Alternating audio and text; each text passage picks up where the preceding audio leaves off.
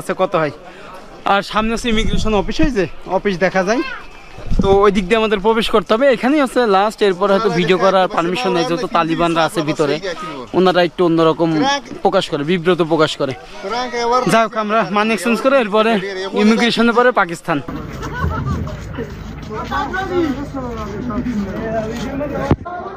মনে হচ্ছে একদম কোথায় যেন আসছি, পাহাড়ের চারিপাশে এবং পৃথিবীর সব থেকে বিপজ্জনক বর্ডার। এখন ইমিগ্রেশন করব, আফগানিস্তানে ইমিগ্রেশন শেষ, এবার পাকিস্তানে।